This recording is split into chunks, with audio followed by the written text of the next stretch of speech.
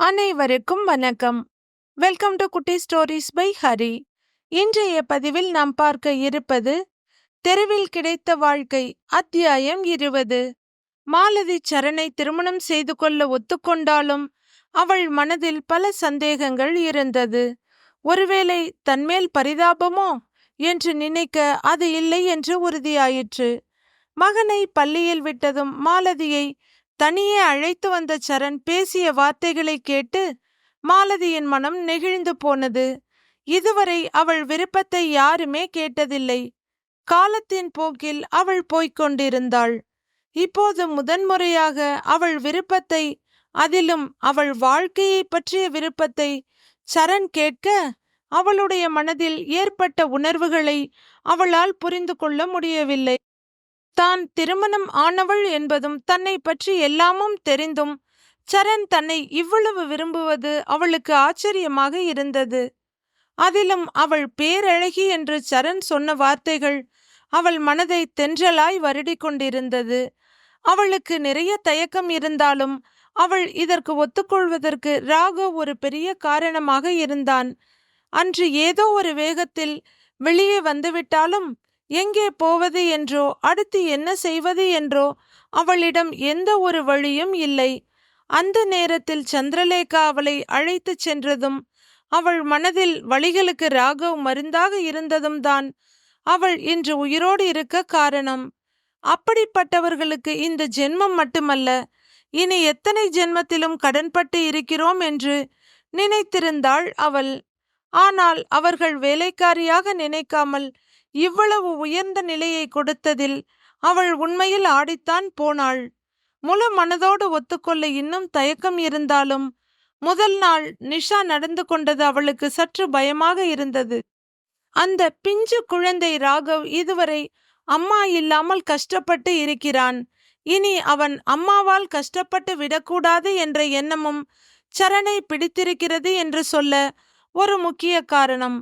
ஆனால் சரணோ, உன்னை விரும்புகிறேன், உன்னால் என்னை விரும்ப முடியுமா என்று கேட்க அவளிடம் இந்த கேள்விக்கு பதில் இல்லை.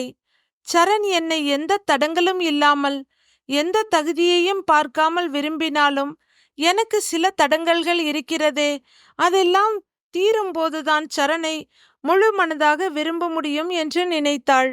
முதலில் தனக்கென்று யாரும் இல்லை. பிறகு கோடீஸ்வரர்களான அவர்களின் நிலைக்கும் தனக்கும் வானத்துக்கும் பூமிக்குமான வித்தியாசம். ஏதேதோ என்ன அலைகளில் யோசித்து கொண்டிருந்தவள் அருகில் வந்தான் சரண். மாலதி, வெரி சாரி என்று சொல்ல எதற்காக என்று புரியாமல் பார்த்தாள். சரணின் பார்வை அவளது இடது கன்னத்தில் பதிந்திருக்க, கடவுளே, இவருடைய பார்வை ஏன் அங்கே போகிறது என்று பயந்தாள். மாலதி, நீ தப்பா நினைக்கலன்னா என்ற சரண் அவளது இடது கன்னத்தில் மெதுவாக தன் உள்ளங்கையை வைக்க அவள் உடல் சூடேறத் தொடங்கியது. கிராமத்து பக்கங்களில் 5-6 வயதுக்கு மேல் இருக்கும் பெண் பிள்ளைகளை அப்பா கூட தொடமாட்டார். அப்படித்தான் மாலதியின் அப்பாவும். அவளுக்கு தலைப்பின்னி விடுவது, தேவையானதை செய்வது எல்லாம் அவளுடைய அம்மா வள்ளிதான். அதன் பிறகு அவர்களும் இல்லாமல் போகவே மாலதியை தொட்டு பேசக்கூட ஆளில்லாமல் போனது. ஒரு விதத்தில் ரஞ்சித் மிகவும் உயர்ந்தவன்தான். தன்னுடைய காதலி ரூபாவுக்காக தன் மனைவியாகவே வந்த போதும் மாலதியை அவன் நிமிர்ந்தும் பார்த்ததில்லை. இன்னும் சொல்ல போனால் தாலி கட்டிய போது கூட அவனுடைய விரல்கள் அவள் உடலில் படவில்லை. அந்த அளவுக்கு கண்ணியமாக இருந்தான். 1 வருடம் முழுவதும் அந்த வீட்டிலேயே இருந்தும் தெரியாமல் கூட அவன் மாலதியின் மேல் மோதியது இல்லை. மாலதி கூட சில முறை யோசித்து இருக்கிறாள், ரூபா கூட இவனுக்கு இந்த அளவுக்கு உண்மையாக இருப்பாளா என்று தெரியவில்லை. இவரானால் அவளுக்காக காலம் முழுவதும் கூட காத்திருப்பார் போல என்று எண்ணி இருக்கிறாள். சரணின் கை கன்னத்திலே இருக்க மாலதியின் மனது இதற்கு முன்பு நடந்ததையெல்லாம் எண்ண துவங்கியது. முன் ஒரு முறை மாலதி காரில் ஓரமாக உட்கார்ந்திருக்க அவளை இழுத்து தன் பக்கத்தில் உட்கார வைத்தான் சரண். அடுத்து அவன் கண்ணில் மிளகாய் பொடி விழுந்த போது கூட வெகுநேரம் அவள் கையை பிடித்திருந்தான். அன்று மாலையே தாத்தா பாட்டியை அழைத்து கொண்டு வந்தவன் ராகவோடு சேர்த்து ஏர்போர்ட்டிலேயே மாலதியையும் அணைத்து கொண்டான். அதன் பிறகு குலதெய்வம் கோயிலில் இவள் தோளில் கை போட்டபடிதான் வெகுநேரம் நின்றிருந்தான். ஆனால் அப்போது இருந்த உணர்வுகளை எல்லாம் தாண்டி இப்போது மாலதிக்குள் வேறு ஏதோ உணர்வுகள் பரவ ஆரம்பித்தது. சித்திரை வெயிலும் மார்கழி பனியும் அவளை மாறி மாறி தாக்க மெதுவாக அவன் கையை தன் கன்னத்தில் இருந்து எடுத்து தன் கைகளில் வைத்து கொண்டாள். அவள் கையில் இருந்த தன் கையையே வெகுநேரம் பார்த்து கொண்டிருந்தான் சரண். அவனுக்குள் ஒரு இதமான ஆறுதல் பரவத் தொடங்கியது. தன் அடுத்த கையையும் அவள் கைமேல் எடுத்து வைத்தவன், நேத்து அந்த நிஷாவோட அம்மா திடீர்னு உன்னை அரைஞ்சிட்டாங்க, திருப்பி அடிச்சு இருக்கலாம் தான். வயசுல பெரியவங்கன்றது ஒரு காரணம். அதோட தாத்தாவுக்கு பெண் பிள்ளைகளை திட்டினாலே பிடிக்காது. அப்படி இருக்க அவங்களை அடிச்சிருந்தா தாத்தா என் மேல ரொம்பவே கோவப்பட்டு இருப்பாரு. என்ன இருந்தாலும் அவங்க நம்ம உறவுக்காரவங்க. அவங்க உன்னை அரைஞ்சதை என்னால மட்டுமில்ல, வீட்ல இருக்க யாராலையுமே தாங்கிக்க முடியல. நைட்டு நீ தூங்க போனதும் வீட்ல எல்லாரும் அதை பத்தி தான் பேசிக்கிட்டு இருந்தோம். முறையா பார்த்தா அவங்க 2 பேரையும் ஸ்டேஷனுக்கு அனுப்பி இருக்கலாம். ஆனா மறுபடியும் நம் வீட்டு கதை எல்லாத்தையும் சொல்ல வேண்டி இருக்கும். அதனாலதான் அவங்க அவ்வளோ பெரிய தப்பு பண்ணியும் எல்லாரும் மன்னிச்சு போனா போகட்டும்னு விட்டுட்டாங்க. அதில் உனக்கு ஏதும் வருத்தமா மாலதி? கேட்டான் சரண். அதெல்லாம் ஒண்ணுமில்லை. அவங்க என்ன ஓங்கி அறையதான் வந்தாங்க. ஆனா நான் கொஞ்சம் நகர்ந்துக்கிட்டேன். அதோட அவங்க என்னை விட ரொம்பவே உயரம் கம்மி. அதனால அவங்க கை என் கன்னத்துல பெருசா பதிய முடியல. அதோட அவங்க பொண்ணை கையில இறுக்கமா பிடிச்சிருந்தேன். அந்த கோவமும் அவங்களுக்கு இருக்குமில்ல, அது பரவாயில்லை என்றாள் மாலதி. ஆனா இனி எந்த காலமும் யாருடைய விரல் மட்டுமல்ல, யாருடைய பார்வையும் கூட உன்மேல் படாம நான் பார்த்துக்குவேன் என்று சரண் சொல்ல, மாலதிக்கு சந்தோஷத்தில் விம்மல் வெடித்து கொண்டு வந்தது. நடப்பது கனவா நனவா என்று அவளுக்கு தெரியவில்லை. அப்படியே சரணின் தோளில் சாய்ந்து கொள்ள வேண்டும், அவனை கட்டிக்கொள்ள வேண்டும் என்றெல்லாம் தோன்றியது. ஆனால் அதை செயல்படுத்தும் அளவுக்கு மாலதிக்கு தைரியமில்லை. ரொம்பவும் நன்றி சார். பழக்க தோஷத்தில் அவள் ஆரம்பிக்க, மாலதி என்று எச்சரித்தான் சரண். முழுதாக சுயநினைவுக்கு வந்துவிட்ட மாலதி சரணை பார்த்து மெலிதாக புன்னகைக்க, மாலதி, நீ அடிக்கடி சிரிக்கணும், எப்போதும் சிரிச்சுக்கிட்டே இருக்கணும். உன் சிரிப்பு எவ்வளவு அழகா இருக்குன்னு தெரியுமா? அன்று வீட்டில் நீ ஒரு சிரிப்பு சிரித்தாயே, அது அப்படியே என் மனதில் இன்னும் நிற்கிறது. என்னை முழுதாக வாரிச் சுருட்டிய கணம் அதுதான். சரண் சொல்ல மாலதியை வெட்க மேகங்கள் மொத்தமாய் சூழ்ந்து கொண்டன. அம்மா அப்பாவுக்கு பிறகு அவளிடம் அன்பாக ஆறுதலாக யாரும் பேசியதில்லை. அவளுக்கு விருப்பு வெறுப்பு என்று எதுவுமே இல்லாத ஒரு சமநிலையில் வாழ்ந்து கொண்டிருந்தாள். சில முறை இந்த உலகத்தை விட்டு போய்விடலாமா என்று கூட யோசித்து இருக்கிறாள். என்ன பாவம் செய்தேனோ, கடவுள் இப்படி ஒரு பிறவியை கொடுத்திருக்கிறார். இதை பாதியில் முடித்து மீண்டும் அடுத்த பிறவியில் அனுபவிக்க வேண்டுமா? போகும் வரை போகட்டும் என்று வாழ்ந்து கொண்டிருந்தாள். இலக்கில்லாமல் பாலைவனத்தில் சுற்றி கொண்டிருந்தவளுக்கு பசும் சோலை மட்டுமல்ல, பல வண்ண மலர்கள் பூத்து குலுங்கும் நந்தவனத்தில் ஊஞ்சல் ஆடுவது போல இருந்தது. மாலதி, இப்படியே யோசித்து கொண்டிருந்தால் எனக்கு மட்டுமல்ல, உனக்கும் கூட வயதாகி போய்விடும். அப்புறம் எப்போது நம் வாழ்க்கையை ஆரம்பிப்பது? நம்மை பற்றி பேச நிறைய விஷயங்கள் இருக்கிறது. முதலில் எனக்கு பசிக்கிறது, சாப்பிடலாமா என்றான் சரண். ஒரு பெருமூச்சுடன் நிமிர்ந்து உட்கார்ந்தாள் மாலதி. இன்னும் என்னால் எதையும் நம்ப முடியவில்லை. சார்னு கூப்பிடக்கூடாதுன்னு சொல்லிட்டீங்க. இப்போ உங்ககிட்ட பேசணும்னா என்ன சொல்லி கூப்பிடுறது கேட்டாள் மாலதி. அப்பாடா, ஒரு வழியாக நிகழ்காலத்துக்கு வந்துவிட்டாள் என்று மகிழ்ந்த சரண், எப்படி வேண்டுமானாலும் கூப்பிடலாம் மாலதி, நீதான் பெரிய பாட்டியாச்சே. அந்த காலத்தை போல நாதா அத்தான் என்றெல்லாம் கூட கூப்பிடலாம். எனக்கு அதில் எந்த ஆட்சேபனையும் இல்லை என்ற சரணின் பார்வை அவள் முகத்தில் நிலைத்திருந்தது. அடேங்கப்பா, நிமிடத்திற்கு நிமிடம் மாறும் வண்ண விளக்குகளைப் போல இவள் முகத்தில்தான் எத்தனை உணர்வுகள் வந்து வந்து போகிறது. ரொம்ப யோசிக்காத மாலதி, ஏதாவது ஒன்றில் ஃபிக்ஸ் ஆகிடலாமே என்று கேட்க மாலதியின் மனதிலும் குறும்பு எட்டி பார்த்தது. அன்னைக்கு அம்மா ஊர்ல இருந்து வந்ததும் ஆரத்தி எடுக்கும்போது எனக்கு ஒரு 100-120 வயசு இருக்குன்னு சொன்னீங்கல்ல மாலதி, அது சும்மா விளையாட்டுக்கு என்று சரண் ஆரம்பிக்க, இருங்க இருங்க, அந்த வயசுக்கு ஏத்த மாதிரி உங்களை கூப்பிடுறேன். நானும் நிறைய பழைய படமெல்லாம் பார்த்திருக்கேன். ரொம்ப பழைய காலத்து படத்துல நாதா, அத்தான் அப்படிலாம் கூப்பிட மாட்டாங்க. சுவாமின்னு தான் கூப்பிடுவாங்க. நானும் அப்படி சுவாமின்னே கூப்பிடவா? இல்ல இப்ப லேட்டஸ்டா வந்த படத்துல கூப்பிடுற மாதிரி சாமி சாமின்னு கூப்பிடட்டுமா? சிரித்து கொண்டே மாலதி கேட்க, அடி பாவி, நீ கூப்பிட்டாலும் கூப்பிடுவ. சுத்தி இருக்கவங்க உன்னை மட்டுமில்ல என்னையும் ஒரு மாதிரியாத்தான் பாப்பாங்க. நான் அவ்வளவு ரிஸ்க் எல்லாம் எடுக்க விரும்பல. என்ன சரணே கூப்பிடுமா தெய்வமே என்றான் சரணும் சிரிப்புடன். அது நல்லா இருக்காது. கட்டிக்க போகும் கணவன் பேர் சொல்லி கூப்பிடக்கூடாதுன்னு சொல்லுவாங்க. அதனால நான் உங்களை வாங்க போங்கன்னே கூப்பிடட்டுமா? அவள் கேட்க, இல்ல மாலதி, அது ரொம்ப சாதாரணமா இருக்கும். வேற ஏதாவது சொல்லி கூப்பிடேன் என்றான் சரண். மாலதி மறுபடியும் யோசனைக்குள் ஆழ்ந்து விட, அம்மா தாயே, எனக்கு பேர் செலக்ட் பண்றதுக்கு இந்த ஜென்மம் முழுசா எடுத்துக்குவ போல இருக்கு. பரவாயில்ல, நீ வாங்க போங்கன்னே கூப்பிடு. நமக்கு பேச நிறைய விஷயம் இருக்கு. வா, முதல்ல போய் சாப்பிட்டு வரலாம். நேத்தும் ஆபீஸ் போகல, இன்னைக்கு கண்டிப்பா போகணும். சரண் சொல்ல சட்டென்று சுறுசுறுப்பாகி விட்டாள் மாலதி. சற்று தூரத்திலேயே நல்ல உணவகம் இருந்தது. முதலில் இறங்கிய சரண் இடது பக்கமாக வந்து மாலதிக்கு கதவை திறந்துவிட சற்றே கூச்சத்துடன் இறங்கினாள் மாலதி. இருவரும் உள்ளே நுழைய அங்கிருந்த ஒரு சிறிய அறையின் கதவை திறந்து விட்டார் வெயிட்டர். கையை கழுவிக்கொண்டு சரண் உட்கார அவனுக்கு எதிரில் உட்கார்ந்தாள் மாலதி. இதுவும் நல்லதுக்கு தான்.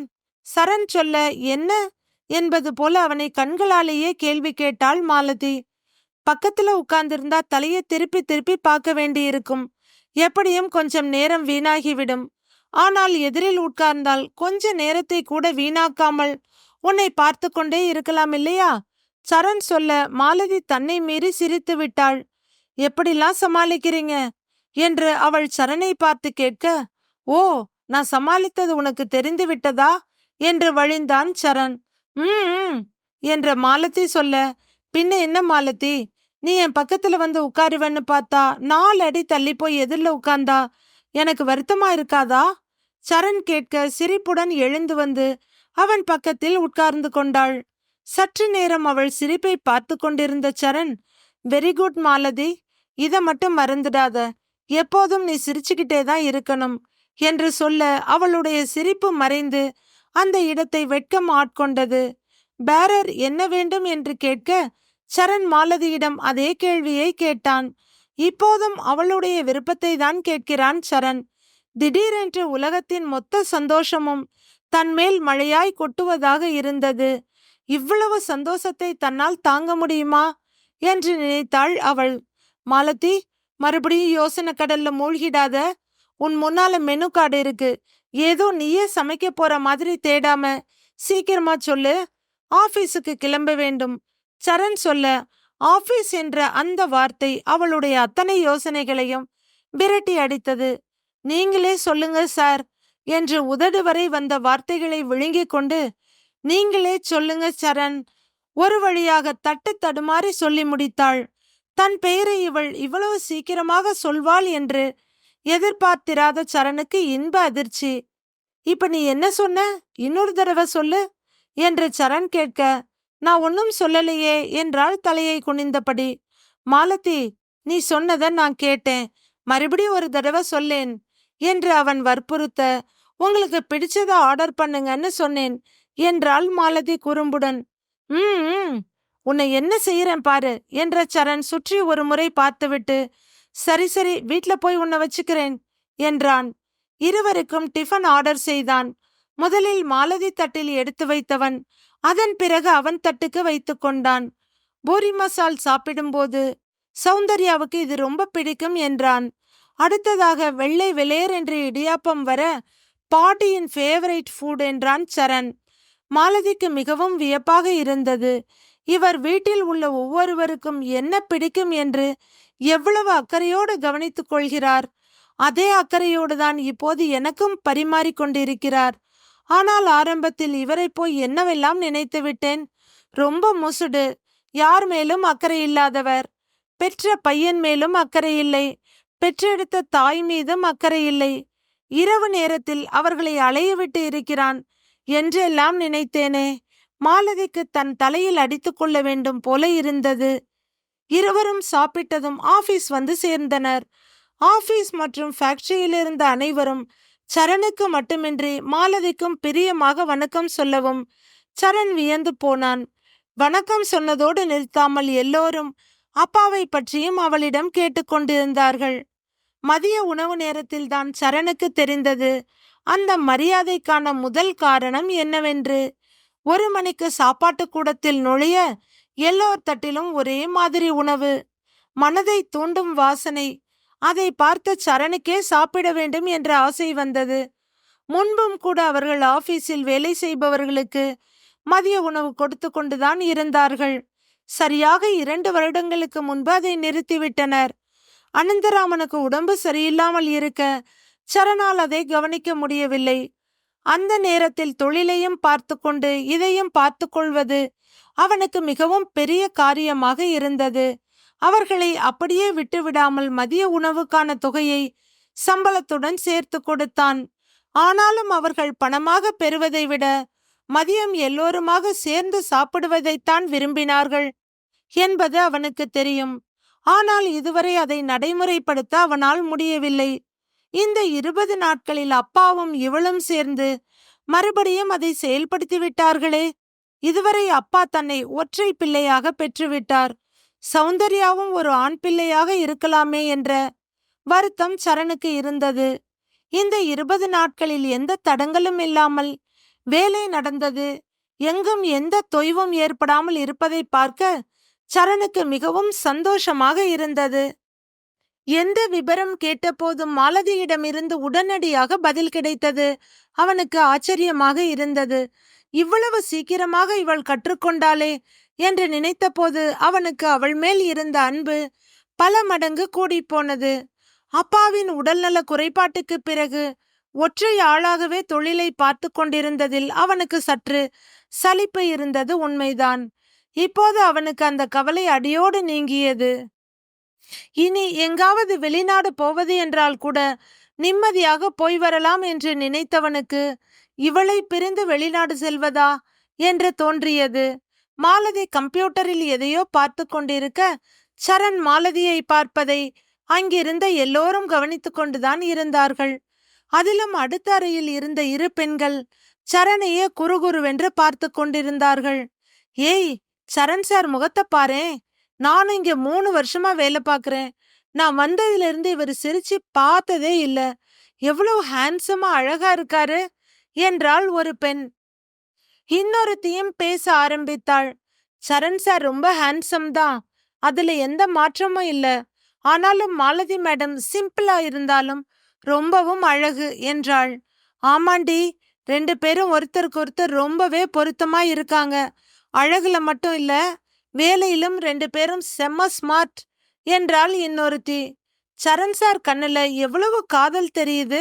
மாலதி மேடம் ரொம்பவே கொடுத்து வச்சவங்க என்று ஒருத்தி சொல்ல, சீக்கிரமே நமக்கெல்லாம் கல்யாண சாப்பாடு கிடைக்க போகுது என்றாள் மற்றொருத்தி. அனந்தராமனின் உடல்நிலை நன்றாக தேறியிருக்க தாத்தா பாட்டியும் வந்துவிட வீடு நிறைந்திருந்தது. சில வருடங்களாக அந்த வீட்டில் எந்த சுப நிகழ்ச்சியும் நடக்கவில்லை. ராகவின் பிறந்த நாளை கூட அவர்கள் பெரிதாக கொண்டாடவில்லை. இப்போது வீட்டில் இருப்பவர்களின் மனபாரம் வெகுவாக குறைந்திருந்தது. அவர்கள் எல்லோருடைய மனதும் சரண் மாலதியின் திருமணத்தில்தான் நிலைத்தது. சரணும் மாலதியை அடிக்கடி வெளியிலும் ஆபீஸிற்கும் அழைத்து சென்று கொண்டிருந்தான். இருவரும் மிகவும் ஒத்துப்போவதும் ஜோடியாக போய் வருவதும் அவர்களுக்கு நிறைவாக இருந்தது.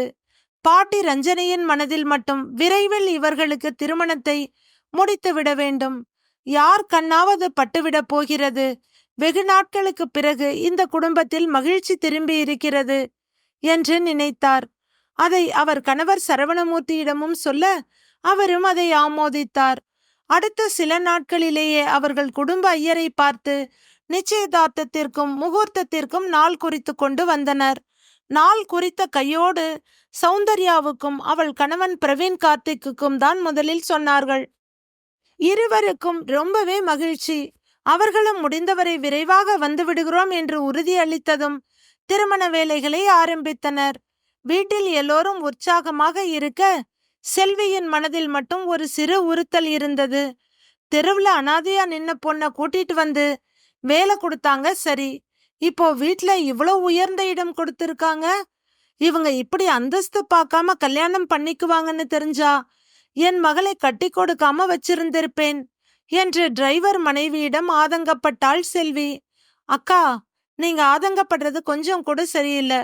யாரோட வாழ்க்கை எப்படி இருக்கணும்னு கடவுள் தான் முடிவு செய்வார். மாலதி கிட்ட பணம் காசு வேணும்னா இல்லாம இருக்கலாம். நல்ல குணம் இருக்கு.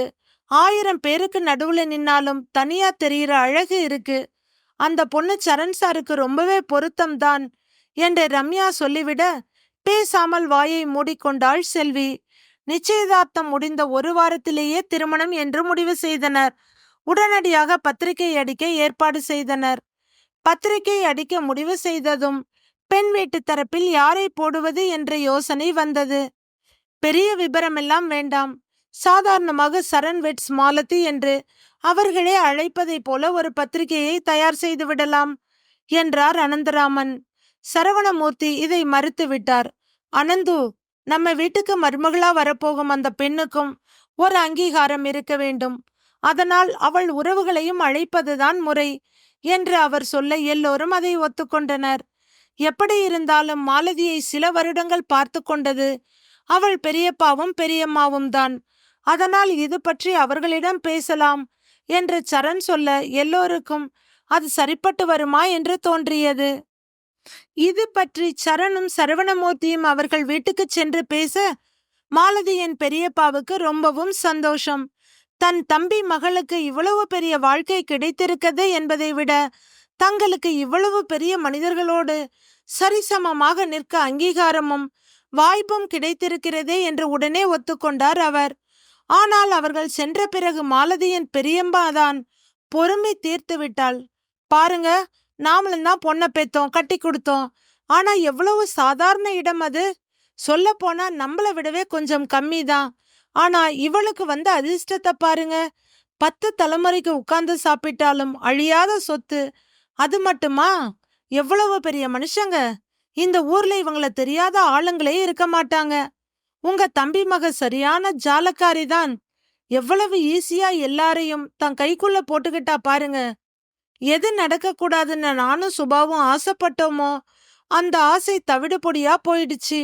இவ்வளவு பெரிய கோடீஸ்வர வீட்டுக்கு மருமகளா போக போறா. இந்த சாமர்த்தியம் எல்லாம் யாருக்கு வரும் என்று புலம்பி தீர்த்தாள்.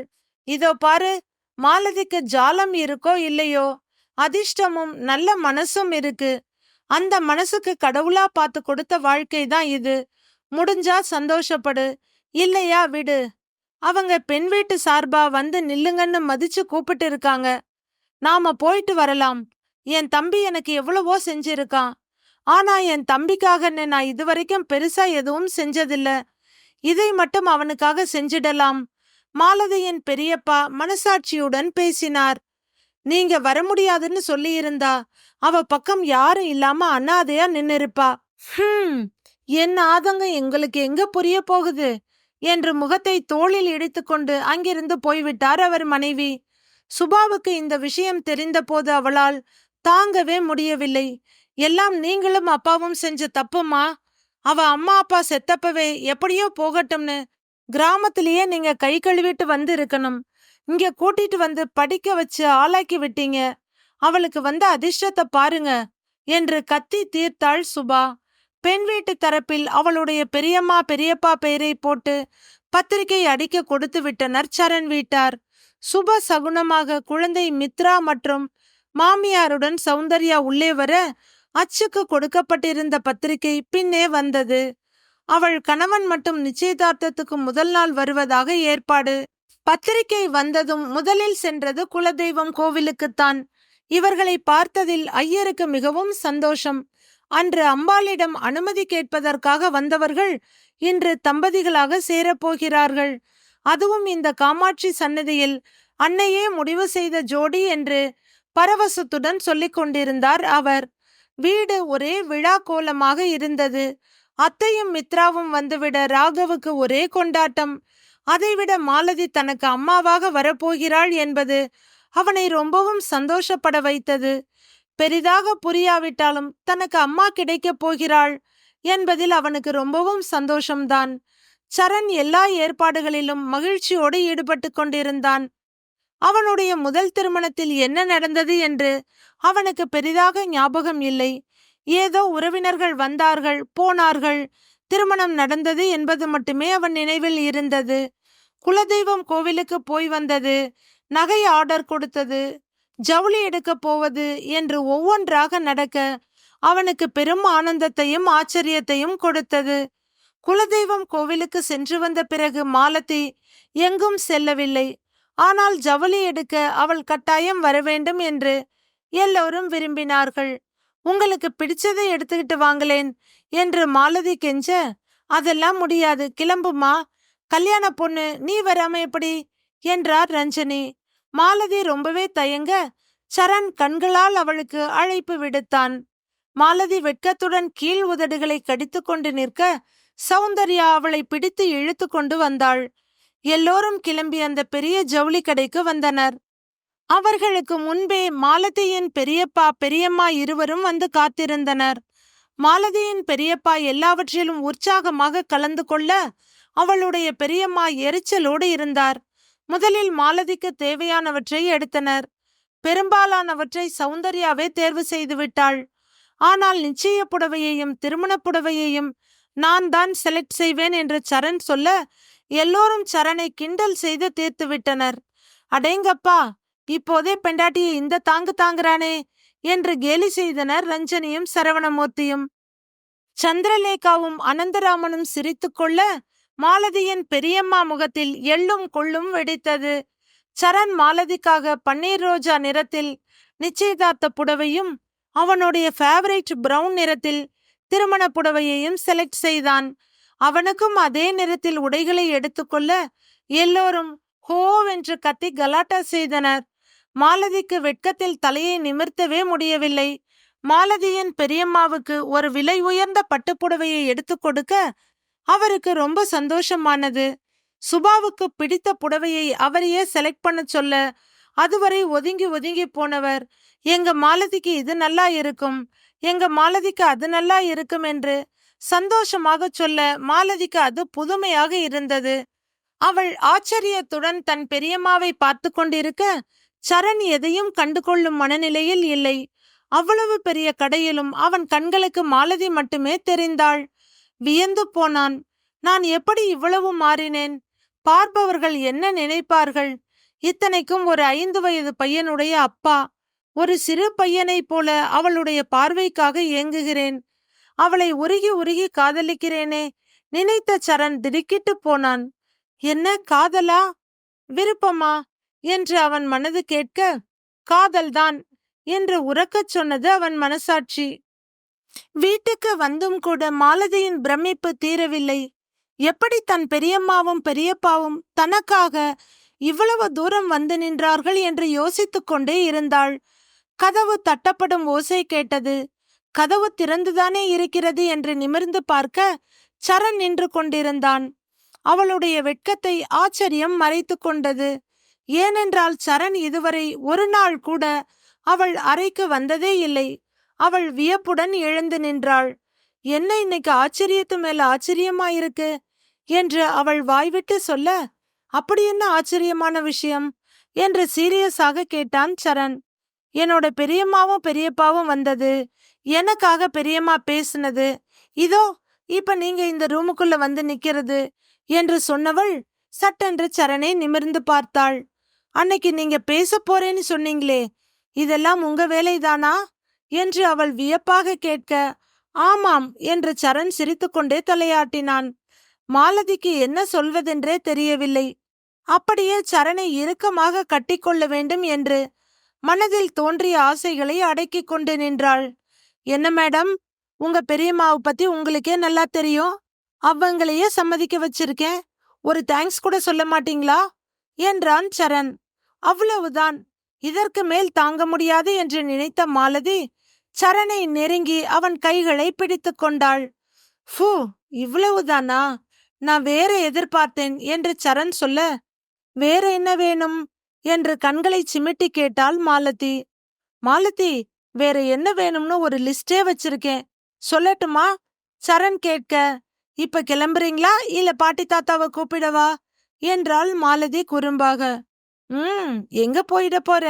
2 நாள்ல நிச்சயதார்த்தம், ஒரே வாரத்துல கல்யாணம். அப்ப பேசிக்கிற உன்ன என்று சிரித்த சரண் மாலதியின் மூக்கை கிள்ளிவிட உண்மையாகவே சற்று வலியில் துடித்து போனாள் அவள். நிச்சயதார்த்தத்தை சிம்பிளாக வீட்டில் வைத்திருந்தாலும் நிறைய உறவுகள் வந்திருந்தார்கள். ரஞ்சித், ரூபா, ரூபாவின் அம்மா என மூவரும் முன்னதாகவே வந்துவிட்டனர். மாலதியின் அருகில் வந்த ரஞ்சித், மாலதி, இப்போது எனக்கு எவ்வளவு நிறைவாக இருக்கிறது தெரியுமா? கடவுள் எல்லாவற்றையும் சரியாகத்தான் நடத்துகிறார். வைரத்தை தங்கத்தில் தான் பதிக்க வேண்டும். சரண் 10 மாற்று தங்கம். என்னை போல ஒரு தகரத்தில் பதித்துவிடக் கூடாது என்றுதான் கடவுள் முடிவு செய்திருக்கிறார் என்று சற்று குற்ற உணர்வுடன் சொன்னான் ரஞ்சித். மாமா, என்ன பேச்சு இது, விடுங்க என்றாள் மாலதி. உங்க மாமன் மகளாக இருந்தும் மனைவியாக வந்த பிறகும் என்னை ஒரு நாளும் நீங்க தொட்டதில்லை. இப்போதும் அதே கண்ணியத்தோடுதான் 2 அடி தள்ளி நின்று பேசுகிறீர்கள். மாமா, நீங்க தகரம் எல்லாம் இல்ல, தங்கம்தான். மாலதி சொல்ல ரஞ்சித்தின் முகம் மலர்ந்தது. அதுவரை அமைதியாக நின்று கொண்டிருந்த ரூபா, மாலதி, இன்றுதான் என் மனதில் இருந்த குற்ற உணர்ச்சி முழுவதுமாக நீங்கி இருக்கிறது. உன் அத்தைக்கு, எனக்கு, பிறக்க போகும் குழந்தைக்கு நீ கொடுக்கும் பெரிய பரிசு சரணோடு சேர்ந்து சந்தோஷமாக நீ நன்றாக வாழப்போவதுதான் என்று மகிழ்ச்சியோடு சொன்னாள் ரூபா. மாலதியின் பெரியப்பா குடும்பம், அத்தை மகன் ரஞ்சித் குடும்பம் என்று ஒரு புறம் நிற்க, சரணின் உறவினர்கள், சௌந்தர்யாவின் குடும்பம் என்று மறுபுறம் நிற்க நிச்சயதார்த்தம் சிறப்பாக நடந்து முடிந்தது. சில போட்டோவுக்கு மட்டும் போஸ் கொடுத்த ராகவ் தன் வயதை ஒத்த பிள்ளைகளுடன் குதூகலமாக விளையாடி கொண்டிருந்தான். மணமக்களுக்கு ஆரத்தி எடுத்ததும் எல்லோரும் சாப்பிட கிளம்பினர். அவர்களை கவனித்துக் கொள்ள சரண் குடும்பத்தினரும் கிளம்ப மாலதியும் கிளம்ப எத்தனித்தாள். ஒரு எட்டு எடுத்து வைத்தவள் அடுத்து நகர முடியாமல் போகவே திரும்பி பார்க்க அவளுடைய கையை சரண் பற்றி இருந்தான். என்னங்க, கைய விடுங்க, எல்லாரும் பாக்குறாங்க. மாலதி வெட்கத்தில் சினுங்க. விடுறதா? இனி அதுக்கெல்லாம் வாய்ப்பே இல்லடா செல்லம் என்ற சரண் அவள் கையை சுண்டி இழுக்க அவன் மார்பில் வந்து விழுந்தாள் மாலதி. தொடரும். கதையை படித்த கேட்ட அனைவருக்கும் நன்றி. கதை பிடித்திருந்தால் லைக் செய்து நமது சேனலை சப்ஸ்கிரைப் செய்து கொள்ளுங்கள். நன்றி, வணக்கம். வணக்கம். வணக்கம்.